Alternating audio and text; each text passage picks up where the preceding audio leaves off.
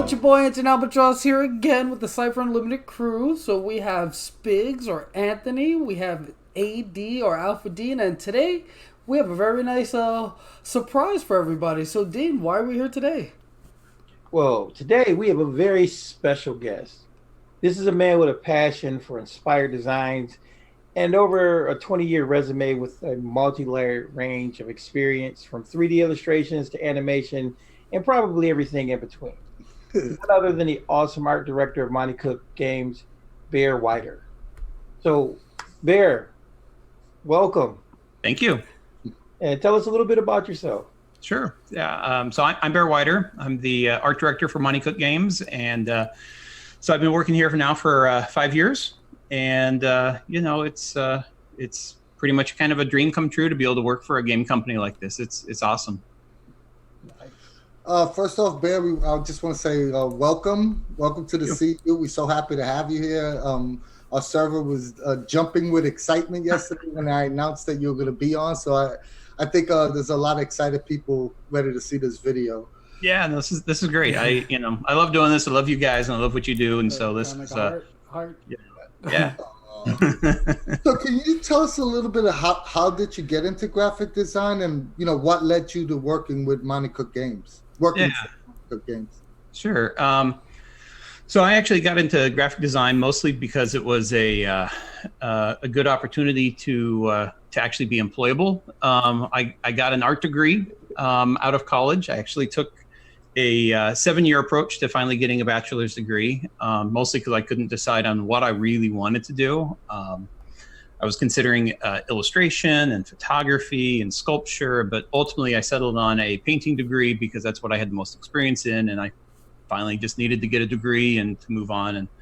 And but through my college career, I was really into getting in. This will date me. I am 50 years old. So back in the late 80s, early 90s, computers were still kind of a big thing for doing anything graphically. And but I was really getting into doing a lot of stuff on the computers, actually doing fine art stuff and photography stuff on the computers. And so I built up a really good, solid experience and knowledge base of things like Photoshop and Illustrator, and at that time Quark Express. And so just as I was finally graduating, I had heard from what was called at that time a pre-press company that needed someone with my experience and knowledge, and they were local, and so it just kind of moved me into that. And so it wasn't quite so much graphic design immediately, but it very quickly evolved into me doing a variety of graphic work. And but because, of course, I was young and I was still really kind of hungry for knowledge and learning new things, at that point I was really getting into 3D and video work. And so that led me into another company where I was kind of heading up the media side of a new business of theirs, actually doing some stuff with Macromedia Director, so programming with scripting and all of that. And then I jumped into web design, which is horrible, but I did it. But at that point, when I was doing web design, I was working for a company called Medtronic. They're a huge medical device company, make pacemakers and on, so many different things. But at that point, I was finally able to kind of start leveraging my 3D skills. And so started to do some illustration work for them. A friend and I actually stepped out and started our own business at that point, which was 97. And so we could do a lot of illustration and animation and other things to help support them. And so then that kind of set me up, I think, for at that stage to be doing a good variety of different kinds of graphic type stuff. We did a lot of video, we did a lot of trade show graphics, a lot of illustration. A lot of my stuff was medical focused, which you would think doesn't really kind of make the transition into gaming. But I've always been a gamer at heart. And And so 5 years ago, actually, I take that back. Probably, I'm guessing this is probably about 6 or 7 years ago. I was doing a bunch of writing at the time, and I got involved with a book project called Geek Love. This was a brainchild of Shauna Germain and Janine Ashbless, I believe is her name, and some other people. I actually knew some of the other people more so than them, but it allowed me to get to know Shauna really well. And so I ended up I'd volunteered to do a video for the project because they're clearly needing some video for the Kickstarter. This is my first experience with Kickstarters, and so I said, yeah, sure, I'll help you out, which led to me actually ended up doing the book design itself, laid out the book and did all the graphic design for it. And then I think might've been later that year, she said, hey, they're doing this other Kickstarter, they're doing this other thing for this book. And can you do a small illustration thingy for it? And I said, yeah, that sounds cool. It sounds, I haven't done anything in gaming. And so it was this book called Numenera. And I thought, yeah, okay, that's cool. It's a small thing. And didn't think about it much after that. And then there's a couple of other things that we had talked about but didn't happen. But all of that kind of just fell out of my head. And but then a little bit more than 5 years ago, Shauna came back to me and said, hey, we're looking for an art director. So she was kind of sneaky in the way she was asking. She didn't come out and said, hey, would you like to apply for this art director position?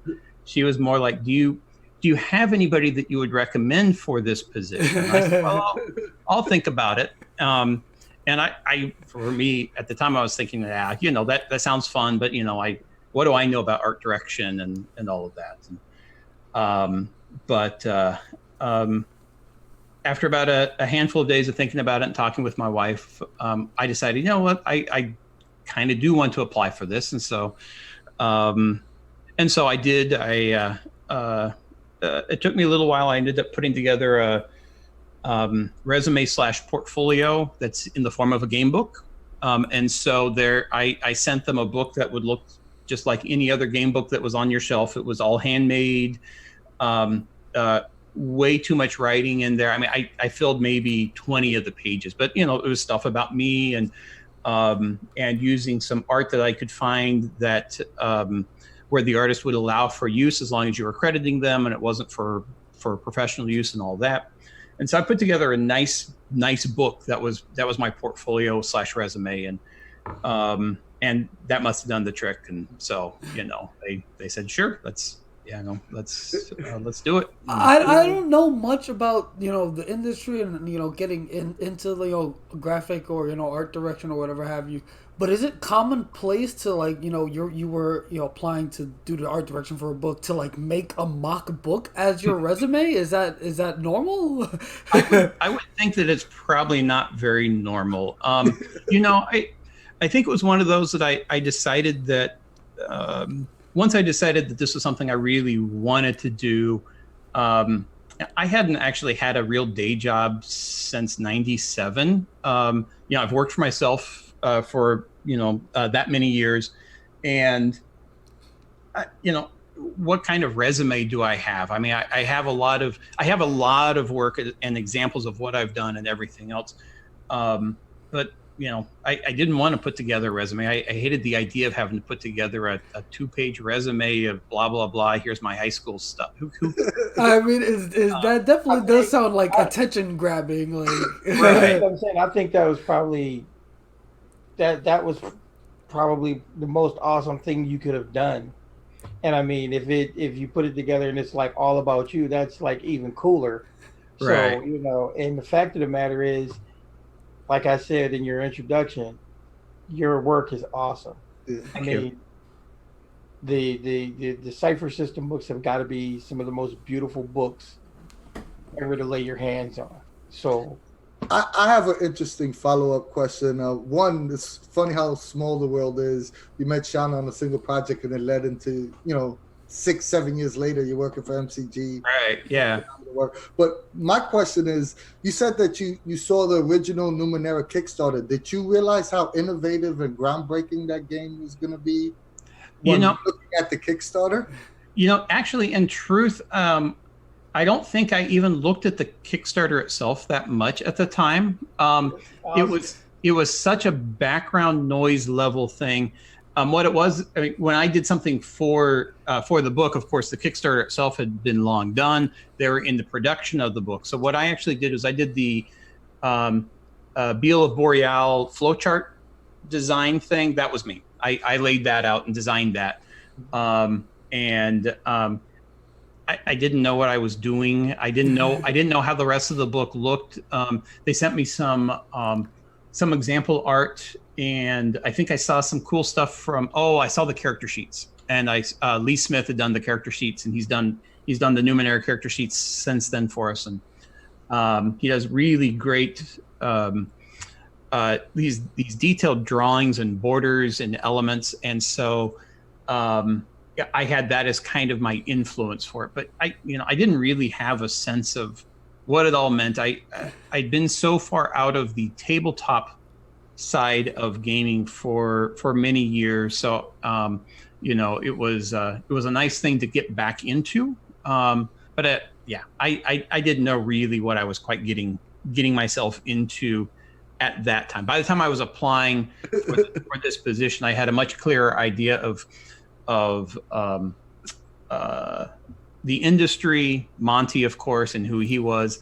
But earlier on, I knew Shauna. I didn't know Monte. I knew who Shauna was. I had about that much knowledge of Monte, and it's probably a good way in which to come at it, because I see so many people who have such a fan level view of Monte, and probably in general, right? I mean, I might have this say if I ever had to approach, say, Stephen King or whatever. He's one of my favorite writers. But it's nice, I think, being able to come into a company where you don't have that fan background noise built up that makes it weird and awkward and all that. It was just, hey, this is one of a number of other people that I'm working with, and they've all been really cool, of course. So that makes a whole lot of sense. Yeah, and they're definitely very awesome people. But that leads us very neatly into our next question. Monte Cook Games products, they all have a very distinct art aesthetic, from Invisible Sun to Numenera to Your Best Game Ever, just to name a few.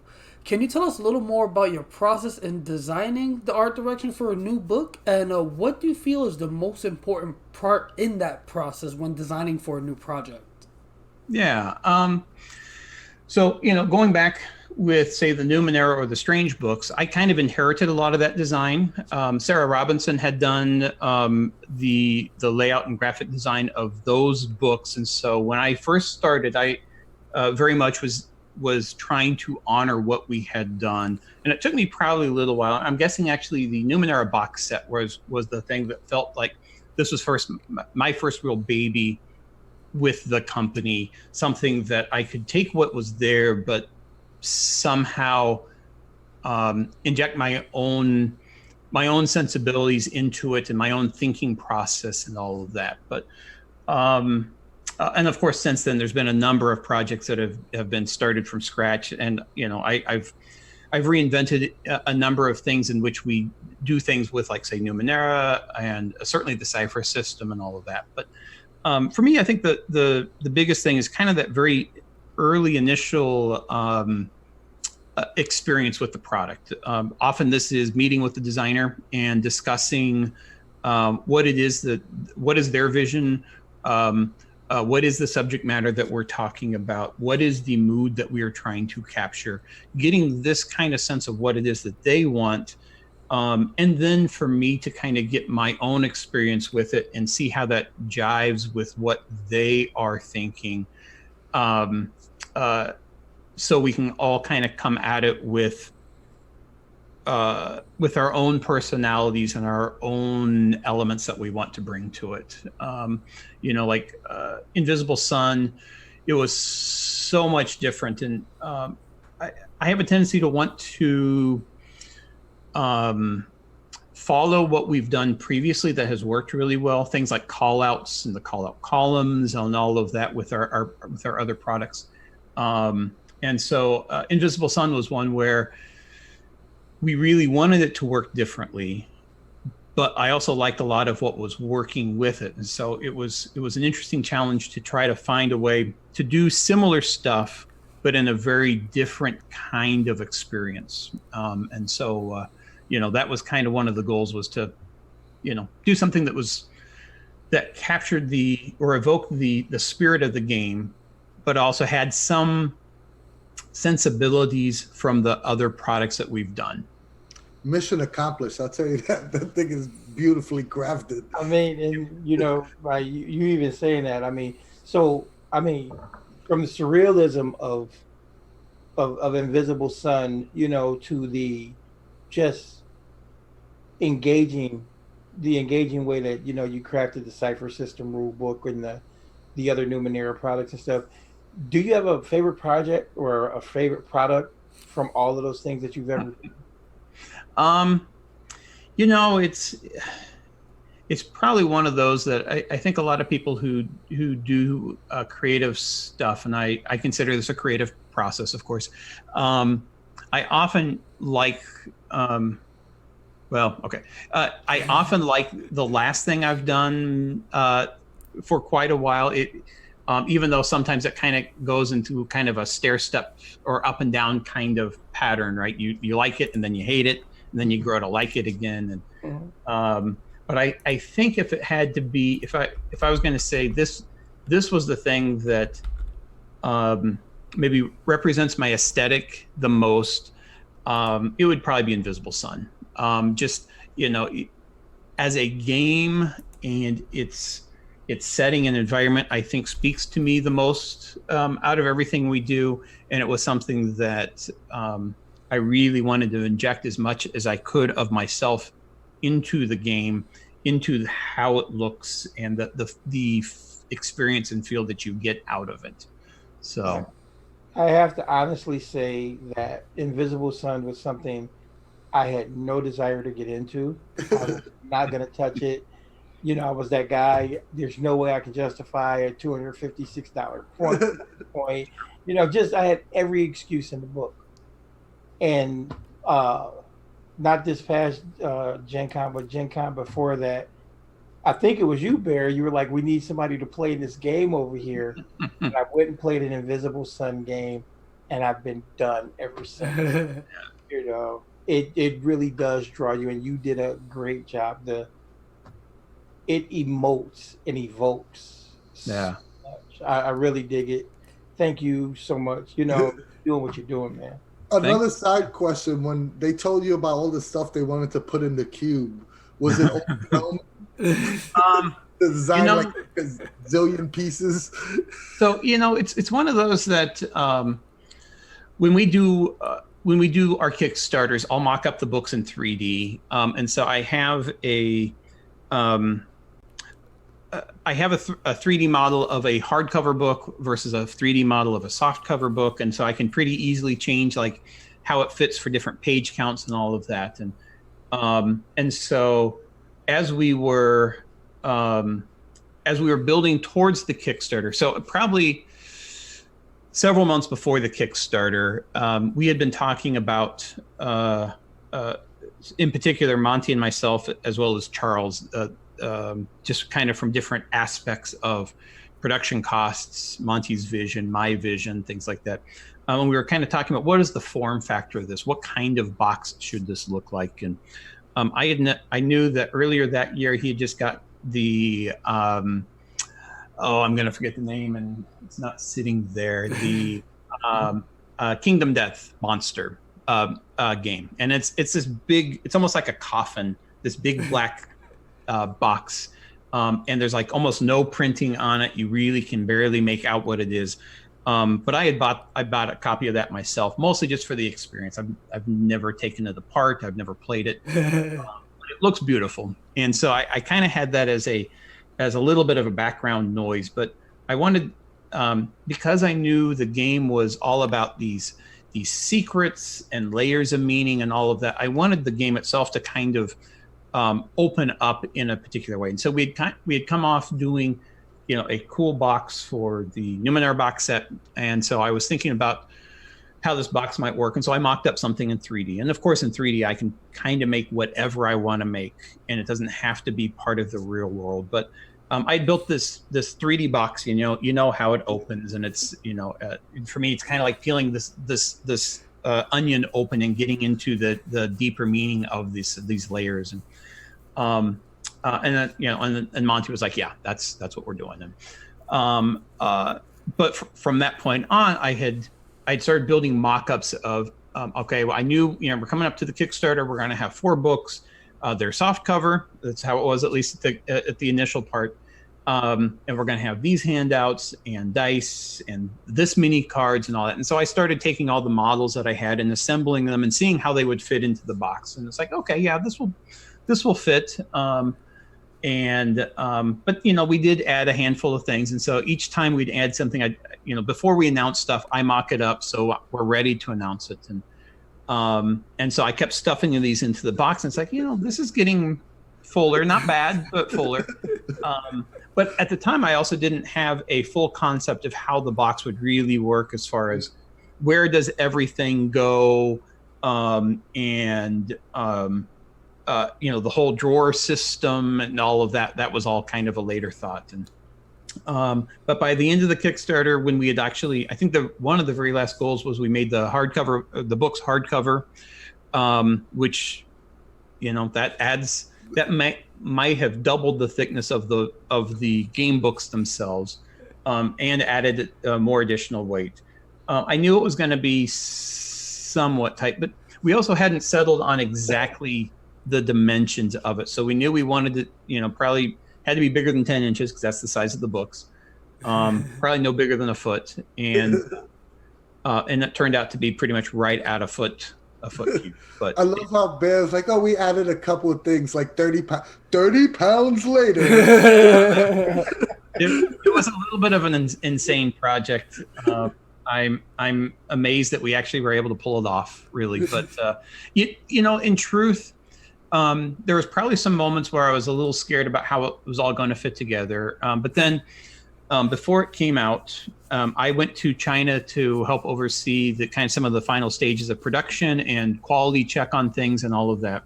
And it was a great trip. It was really useful. I could check some of the paper stock that we were using. They send us these white samples of the paper stock, but I got 30 pounds of white samples, and it's hard to know exactly this is the character sheet versus this is the character, this is the pre-gen character, and all these other things. And so I was there to help kind of make sure all that was good and clean and what we wanted. But part of it was, how does all of this fit into this cube? I mean, and I remember spending a whole afternoon. They left me in the room, in kind of their production room, with the cube and all of the supplies, and they said, put it together and show us how it's going to fit. And so, I think I took 3 or 4 different stabs at it, but came up with the system and how it got packed. And, it was tight. We couldn't have fit anything more into it. If we had, 3 or 4 more individual sheets, it wasn't going to go in there. And if we had to have changed the box size at that stage, that would have been easily another month or 2-month delay, and we are already fighting the clock on the project. So it's it's the way these things get built sometimes. How long did it take you to manage to figure out where everything was going to go, like the placement? I think in the end it probably all clicked in about a half an hour, but that was after trying it 2 or 3 different times. So probably all told, it was probably an afternoon project for me to really get it exactly right. And I think we still might have, actually, I take it back. We did end up tweaking it slightly afterward. I had come up with a plan where everything was logical and seemed to fit and everything else. Near the end of the project, the printer came back and said that they had a couple of issues. And so for people who got the black cube and are familiar with the black cube, you end up getting a couple of card decks in one place that's not with the rest of the card decks. That was their solution to make things fit a little better. and it worked. It was fine, but it wasn't exactly how I had it, and so that time between what I had set up and the kind of the final assembly, I have to trust what they think is best, and so in their mind they felt like this tweak was best, and I said, yeah, do it. Keep get this thing out, keep making them.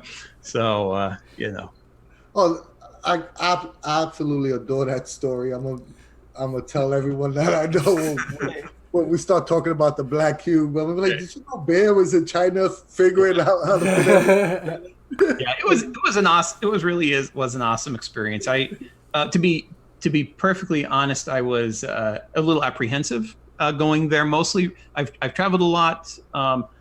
But most of my travels have been places like various places in Europe, where even if they don't speak English, and I don't speak anything else but English, I could easily make my way around. China, I felt more nervous about. It was also a more tightly controlled experience. You can't just go there. You have to get a visa. I'm sorry to interrupt. I have to run away from the camera for just a minute. I apologize. But keep the interview going, please. Sure. Okay. We'll be good. Things happen. Yeah. His house is on fire. You're gonna see smoke. It just happens. How do you call the fire department? This is the part of our interview where we took questions from people from the Cypher Unlimited Discord server, and here's the shameless plug. If you haven't been, please go. We have over 2,500 members. We discuss everything Monte Cook Games, Cypher System, Invisible Sun. You get to play games, run games, post games, BS with us CUers, and it's a great place to hang out. Enough with the shameless plugs. So this first question comes from Francita, and I'm going to quote her or them. It starts with, I think the Numenera character sheets are some of the most gorgeous and well-designed sheets out there. At what point in the design process do you start to think about character sheets? I wasn't involved with the first round with the original Numenera core book or those character sheets. I was involved with the redesign when we did Into the Ninth World. Those character sheets, we did those, as well as, of course, the new ones with the new core book set, and those were something fairly early on in the process, partially because they can be a little bit elaborate and certainly take some time. But some of that design work also helps to influence a little bit of my thinking and how I end up designing the book. But we treat the character sheets, for a number of the products anyway, we treat the character sheets as another art asset. And so I send that out.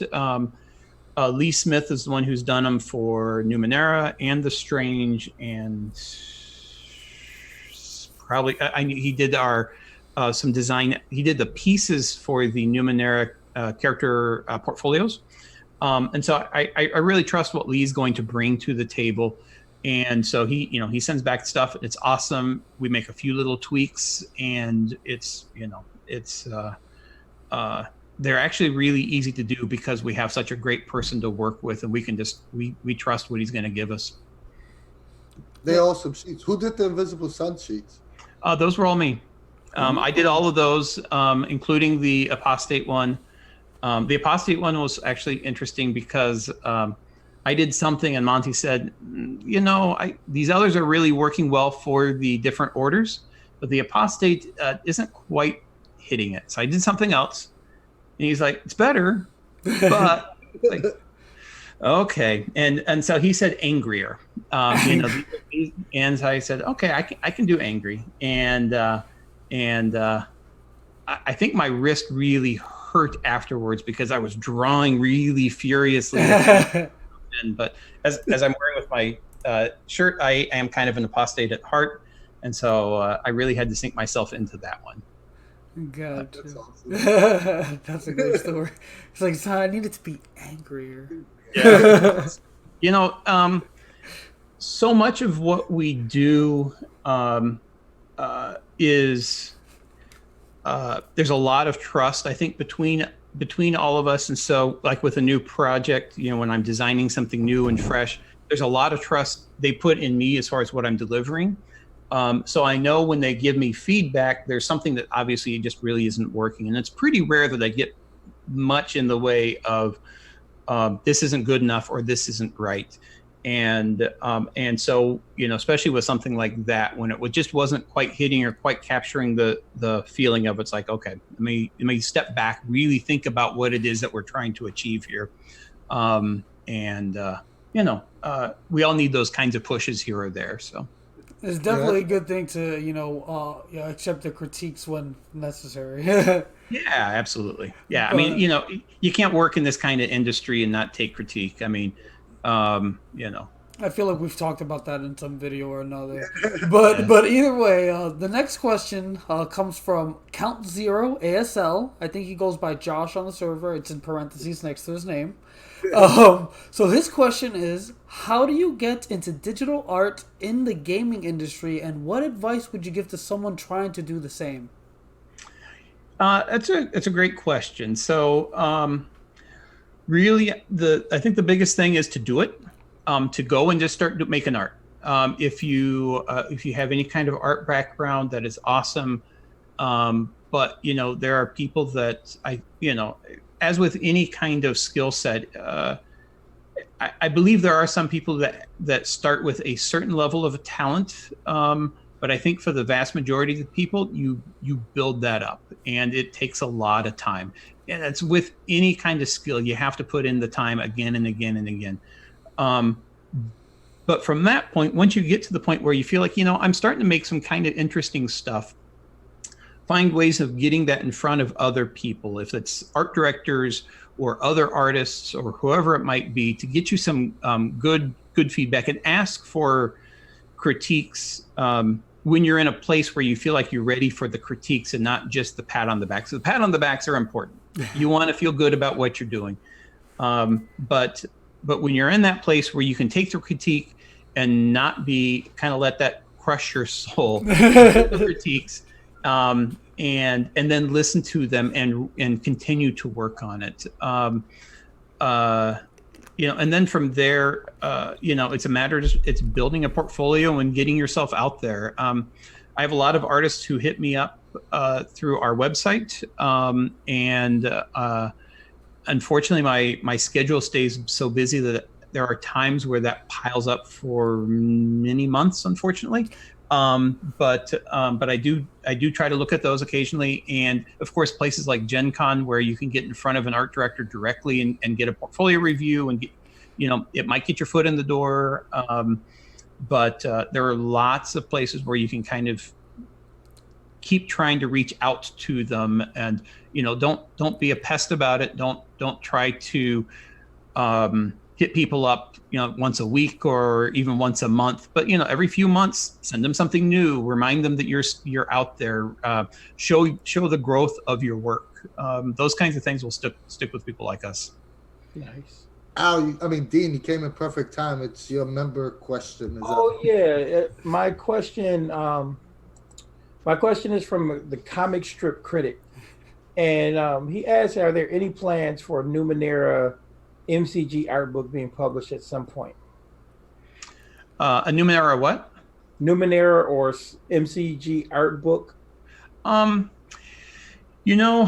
can't really speak to future projects. The truth is, almost everything we do ends up getting kickstarted. It's a formula that works well for us. It allows us to do more things and better things than we could just otherwise do by just publishing a book. We do a number of art books as part of Kickstarters here or there. We've done 2 different art books now for Invisible Sun. The second one, I believe, has recently been shipping or is about to be shipping or somewhere around there. That was from the second Invisible Sun Kickstarter. We've done an art book, I believe, as part of the Numenera box set. But it's one of those that it almost always has to be tied to something special to probably make real sense with it. An interesting stretch goal or something else as a primary product. I would love to see it, but it's probably harder to justify than, game books are what we do, and so the game books are first and foremost our priorities. Definitely makes sense. Yeah. But wouldn't hurt to I mean, maybe like I said, compile. Oh, sorry. I I'm mean, just saying a few. Well, with the Kickstarters that I've done and the art books that have come with them, are just that they are, nothing short of great and inspiring. Yeah. So. Yeah. I have a huge art background. I love art. I back a lot of art books, and I support things like the Spectrum art books, the annuals that come out, or Infected by Art. So I'm certainly a big proponent of those. It just has to be justified. We did do recently, as part of the last Numenera Kickstarter, as well as the last Invisible Sun Kickstarter, books that were the essence of, so the essence of Numenera and the essence of Invisible Sun. And those were really interesting because they were both an art book and an essay book. And I really liked the form factor of those. So I kind of hope that, we kind of continue to do those here or there. But again, they're pretty special purpose, and yeah. And they're awesome. This last question comes from our golden one, our head mod on the Sever Shah from Irregardless. She's also a graphic designer. She designed our logos. Yep, I am familiar with Shar. She wants to know is how do you decide how you structure dense information like rules in a way that makes it clear as possible for your readers? Boy, as quick as possible. I don't know. No, it's what we end up. So I get the data from the designers. It goes through a big process, and so by the time it gets to me, it's essentially all ready for layout. And very often they're fairly clear as far as what they're hoping for out of certain things, but not like an overall. This needs to go here. This needs to go there. And so, usually this data for me, I see it in a very linear fashion. It's a Word doc, and I get it by chapter, and it just, here's this table after all of this stuff, and so I usually have a good concept of what data needs to stick together and where it belongs. But layout's this funny thing, in that there are times where it's really hard to make this bit of data actually be on the same page as this table or this piece of art or whatever it might be. Because often, when you're looking at like a 2-column spread, the text might actually be on the right-hand side. And so if I add anything else to that page, that text is now pushed to the next page. And so I think of it very much as a displacement process, very much like a river, right? You have the thing, and it continues to flow, and so you can put a big rock in the river to change the flow and to move stuff. So sometimes you may need to put something in front of all of that data, so the data that needs to be with the other thing is now on a fresh page, early on that fresh page to stick together.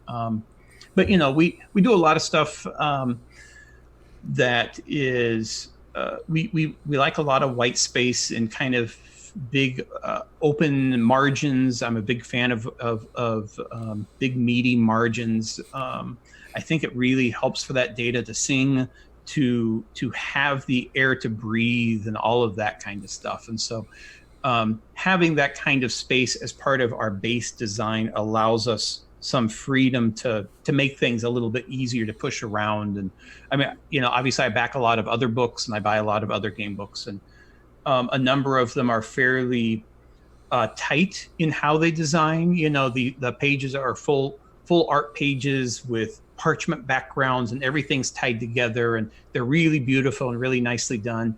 But man, that would drive me crazy. I think having to try to put those puzzle pieces together, it would require a different process, I think, than the way we work to make those. It's also hard as heck to read too. Yeah, of course. Open space. Yeah, I love the fact that you guys do use the open margins and things like that to tie everything together. Yeah.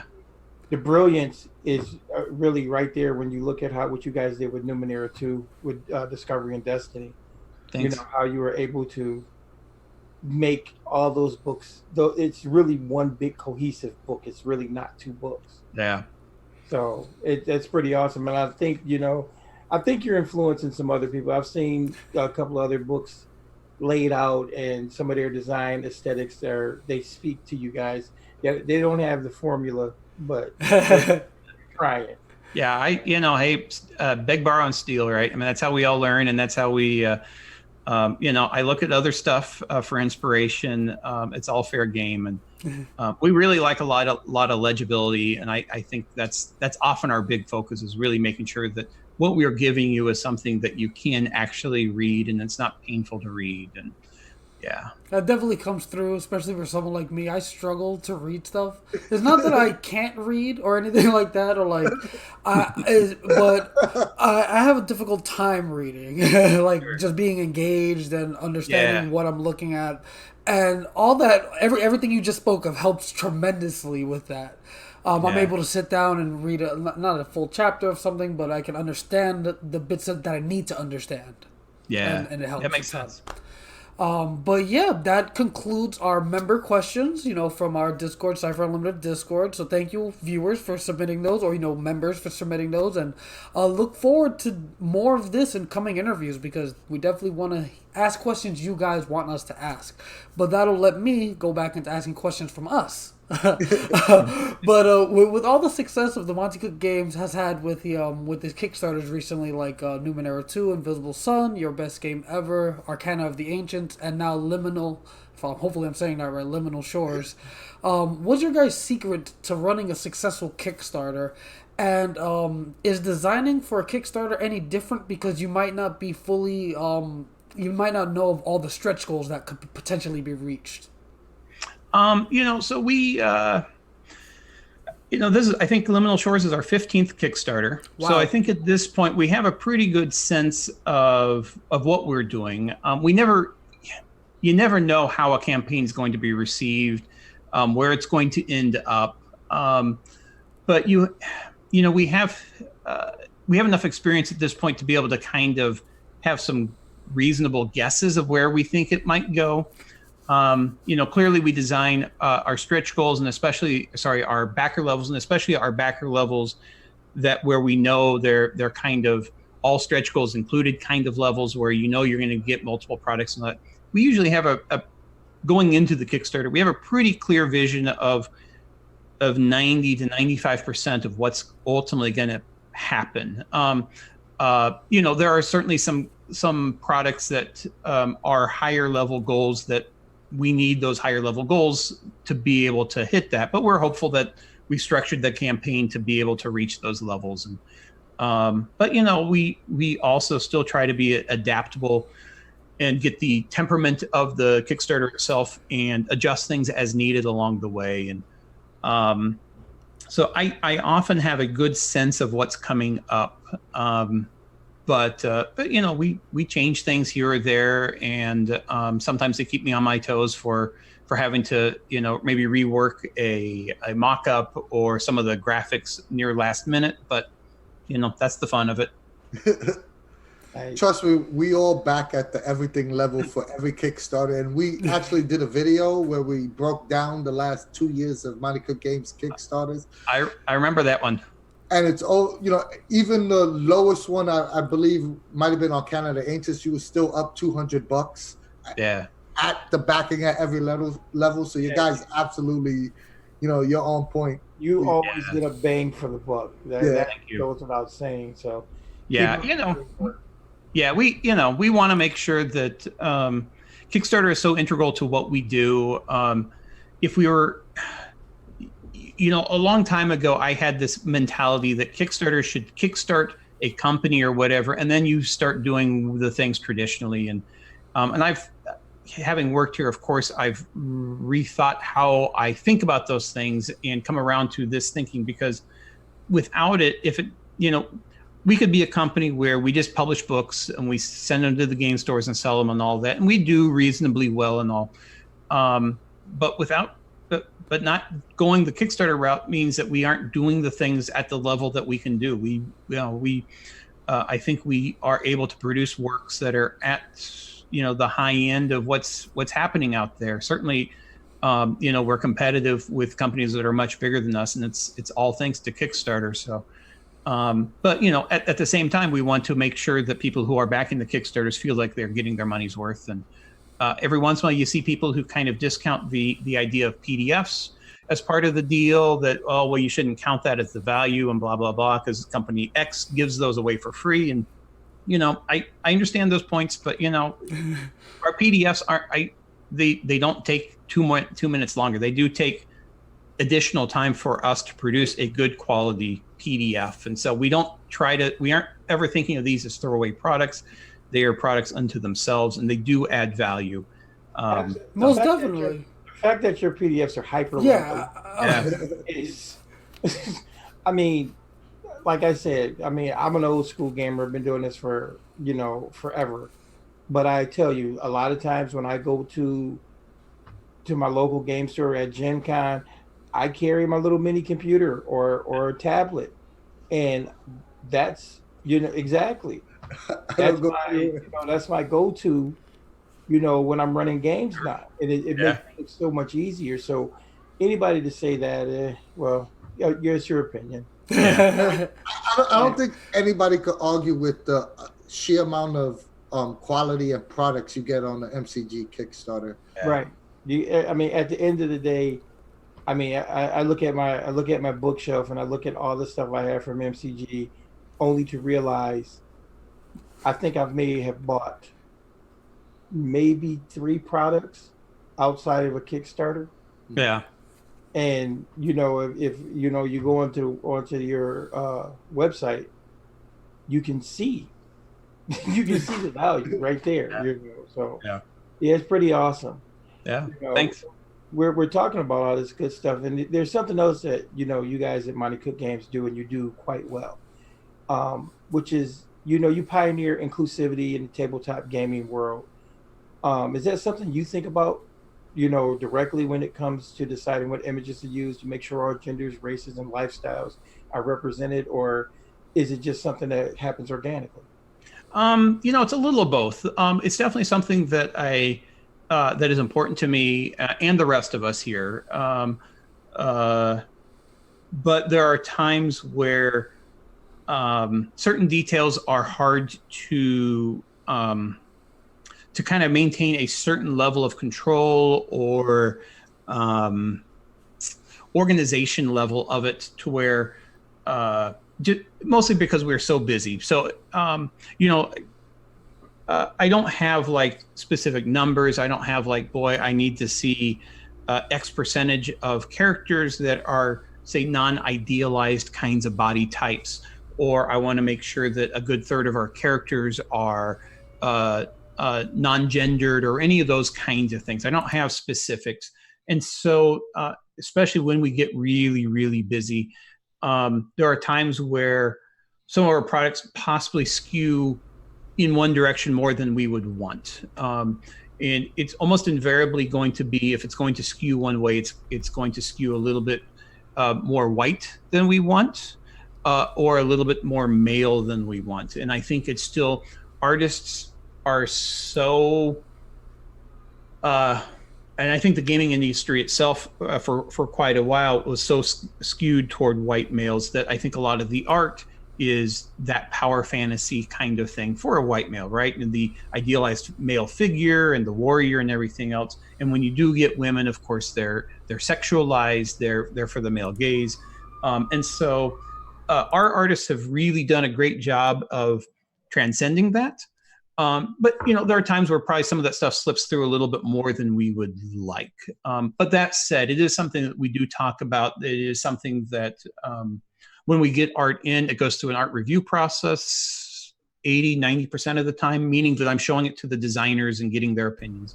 There are certain products that, because I'm ordering most of the art for it, I haven't run it through that process. And so probably by skipping that process, we let a few things through that maybe aren't as to our goals as we would like, I guess. But yeah, I want people to be able to look at our books and say, hey, that could be me, right? And I want that to be anybody. If someone's in a wheelchair, they should be able to see themselves in these games and not just able-bodied people or whatever. Those kinds of things are important to me. I can say for all of it, we truly appreciate that. And I know you say your guys may scale not as much as you like, but compared to other gaming companies, you're leaps and bounds ahead. To be honest, honestly, I remember when I got the Numenera book, the first one, and I opened it up, and there was a African American woman, with a bald head and holding power, and I'm like, whoa. It just literally caught me. It was like a whoa moment. It was really cool. Yeah. So the impact that has on the next generation of gamers, it's truly it's hard for me to even describe how it would be for the next generation of gamers to be represented, or everyone to be represented in the game. I think that's just that. But I think that's what I don't know, Bear. Like you said, you guys got a process. Just trust your process, because you got to job at it. Even with No Thank You Evil, the kids, the grandbabies, picked up the books, and they're sitting there on the floor and they're looking and they're like, oh, look, yeah, because they see people that look like them. Yeah. So yeah, as I said, these things are important to us, and it is something we do talk about. I think we try to keep our ear to the ground. To a certain extent, not to pander, but to make sure that we are doing the right things, we live in an evolving society. There have been so many changes socially over the past 10, 15, 20 years, and it's good to embrace those. And all of us, I think, are very, very positive towards changes like that anyway. So it really fits. I think it fits for the culture of the company, but it's also very personal to us individually. Nice. Speaking of the art, I just want to tell a story that I witnessed firsthand. I was running demos at the Con booth, and I must have seen 4 or 5 artists in the 2 hours I was there approaching you with portfolios. Yep. And I guess my question is, how do you decide on a new artist? And when they do approach you with a budding artist approaches you with a portfolio, do you have any advice you could give them to make them more attractive for someone like yourself or other gaming companies, their actual portfolio? Usually I like to make sure that the art itself is the primary thing that's speaking. It's really easy for me, I think, to judge based upon the person and their experience. Certain people, I know, certainly not myself, are more confident than others when they're approaching someone that they don't know, right? And so that confidence goes a long ways. And so I try to make sure that I'm not unduly influenced by the personality and their approach, but more about really the art, because ultimately it's the art that I want out of it. But that said, I think it's good for the artist to communicate what it is that they are hoping to get out of the portfolio review. Are you just trying to expose me to your art and hoping to get hired? That's one thing. Versus, are you actually looking for constructive feedback? That's a separate thing. And so I try to make sure I'm asking those questions ahead of time before I get too far into it. And then I think that a biggie too is don't show me too much. Show me your 8 to 10 best pieces. But the more you show me, the more chances you're going to show me something that isn't good. And unfortunately, the stuff that isn't as good, if there's something glaring about it or sticks with me or whatever, unfortunately, that sticks with me more than the good stuff. And it's just the way it works. And so be as hard on your own portfolio as possible to cut that thing down and show off your best work and the stuff that you really like to do. Awesome. That's awesome. You hear that, guys? Don't hit Bear with a gazillion pictures. Yeah. I literally saw like lined up artists. Like, here's my portfolio. Then like I'll turn around, I'll talk to someone. There's a totally different person showing my portfolio. Yeah, it's an awesome part of the convention. You know, being able to be in that position. You know, I actually enjoy a little bit of the mentor role. I have done that in certain situations, and you know, it's not that I think so highly of myself that, boy, I can help all these people and blah, blah, blah. But I do like being helpful. And in cases like this, you know, most of the artists who end up coming to me, or many of the artists, aren't quite ready for us to use them and their art. But I want to make sure that I can at least be able to help communicate what it is that they could do to improve and to get to that level, and maybe also some other things that they could consider doing in the meantime, other companies or other places. And you know, you know, we're all trying to make it. You know, we're all trying to do stuff that we enjoy doing, and so I never want to be a killjoy for anybody's dreams or any of that stuff. I mean, you know, keep getting out there and getting better and make awesome stuff. And if it's not right for me, it doesn't mean it's not good. It's just, you know. I definitely have to make sure my husband watches this. He's an artist who's like always like procrastinating on the portfolio stuff, you know, getting their name out there. But I'm definitely gonna be sure they listen to these tips. I mean, I'm gonna say, just, you know, a real quick final thought. Bear, you're awesome. You know. It's not a final thought though, because it's not more. Yeah, it's like, you know, we're not ready for that question, but I'm just saying, as far as like all the other questions, you are an awesome guy. I remember the first time I met you, I didn't even realize who you were, and he just came up and he spoke to me. He knew who I was, which was pretty cool. You know, I mean, I had seen the name all the time. I didn't know who this guy was, and he knew me, and I'm like, and then when he said who he was, I'm like, okay. You know, so it was really a nice time, and listen to the advice he gives you. It's solid, people. I think he's probably given all of us tidbits, and you know, and I think everything that you heard tonight could be applied somewhere. So most definitely. But you know, thanks for being here, Bear, and thanks for all the great stuff. That does wrap up our easy questions. You know, now we get to go into the really soul digging. We really get into your mind and figure out what makes you tick with our rapid fire questions. So basically, it's gonna be or questions. You pick one, and we keep it moving. So the first question we have for you is player or GM. You know, I like playing. I probably play more than I GM, but I'm a GM at heart. I'm a storyteller. Awesome. Pull punches or TPK? You know, I think I'm more of a pull punches kind of guy in the end. I want people to have fun. I want to skirt up to that edge. I want to know, you should know that there's some danger, but I'm there to look out for my players. He's like, you know, I don't want to crush anybody's dreams with their portfolios, but at the gaming table is a different. Let the bloodbath begin. Online or in-person gaming? In person, definitely. Online it's an awesome world, and I love that we're able to do this, but it's so much richer. Yeah, so much richer in person. Hard agree.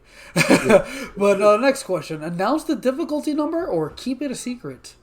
That is a keep it a secret. I think it's two reasons actually for me to be perfectly honest. One, I don't want to make it too easy for you, but if I actually need to fudge something because something is looking really bad, I may fudge that number once or twice. So all for the best of the game, right? It's just all for everybody to have a good time. Absolutely. Salty or sweet snacks at the gaming table? Both. You got to have both. I'll probably start with the salty, but I'm going to jump to the sweet. But eventually, I'm going to be back to that salty, and then the sweet. RP, combat, or a good mix? I would say probably at this point, good mix. I still have a tendency to be a little bit more combat oriented. It's just my background. I'm not a violent person in real life.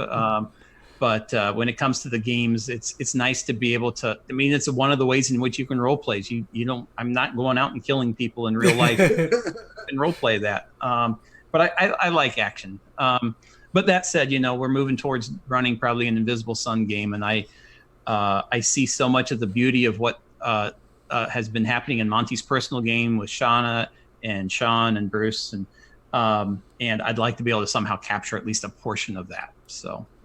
Don't you believe it, people? It's going to be a spell war. That's all good. All right. So PDFs or physical books? Physical. The PDFs, boy, I probably use them every bit as much and maybe even more so at the game table. But I'm a tactile guy. I want that. I want to feel the stuff. I want to smell the stuff. It's the physical means so much. Okay, and pen and paper notes or digital? I think I'm probably more pen and paper. I've tried the digital. Actually, I was using our Numenera character portfolio on my iPad, but it's the PDF apps aren't quite stable enough to really retain all that data. And I remember losing data once, and it's like, no, I got to write this stuff down. Yeah, losing data is the worst. No, man. Besides, I'm gonna buy one of those $90 pens that I can write, and it'll like translate it to. Besides, the player and GM notebooks are awesome, so you should be. Yes, using those. they are. Yeah. You could also use them digitally because you could. Yeah. Form fillable.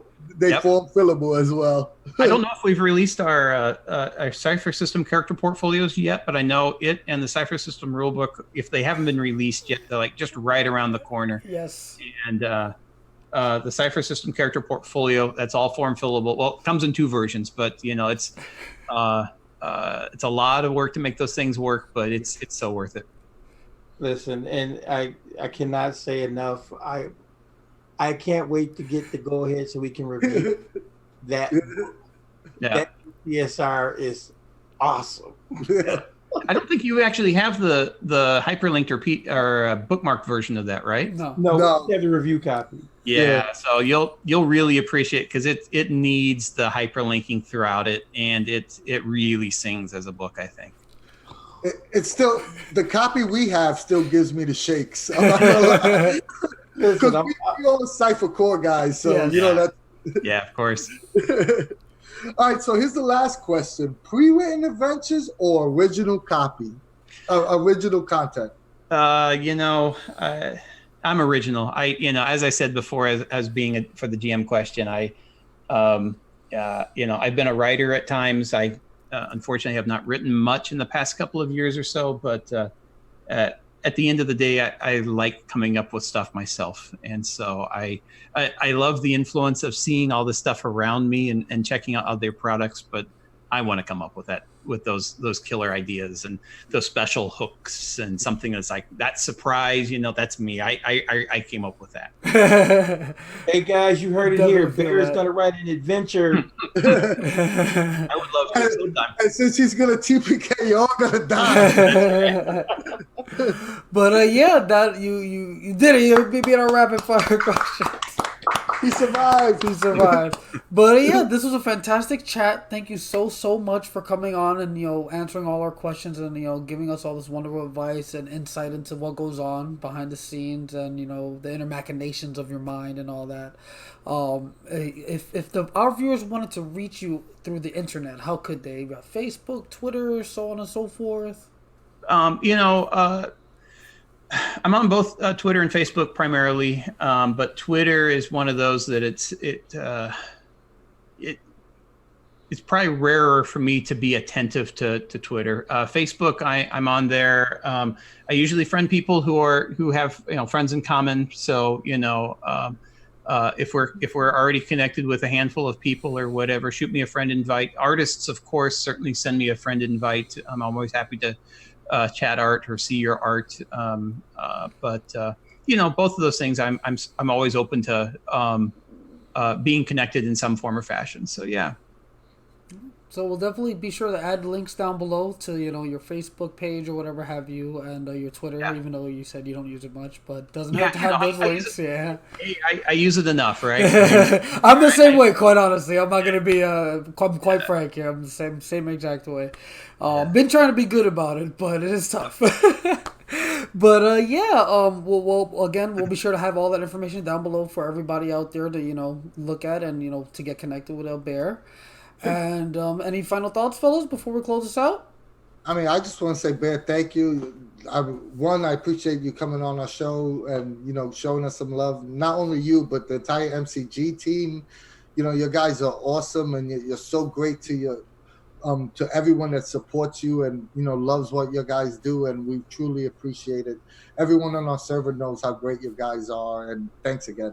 Yeah, no, this is awesome. I know Dean and I chatted about doing this, I don't know, probably 6 months ago or whatever. And I just dropped the ball at the time. I was too busy. And so I'm glad you reached out again. But I enjoy doing this stuff, and I love what you guys do. I'm a big fan of the Discord server. I know I point a lot of people to it. I think it's an awesome resource. And everything you guys do is awesome, and it's we really appreciate it. Oh, that's we love you guys at MCG too. And you know what, Bear? I'm actually going to send you a couple of pieces of my poetry artwork. See what you think. Yeah, absolutely, of course. You have to send them less than 10. Don't send them. No, I'm only going to send like 3 or 4. You send more than 10, he sends it back. But yeah, this has again been a splendid talk. Thank you again so much, Bear. You're wonderful. This is a wonderful chat. You guys at Monte Cook Games are amazing. Keep doing what y'all are doing. It works. You guys are fantastic. To all you viewers out there, be sure to like, share, subscribe. Hit that little notification bell to get notifications as to when we post our videos, so you can see more wonderful interviews like this. And from us at the CU, we will see you later.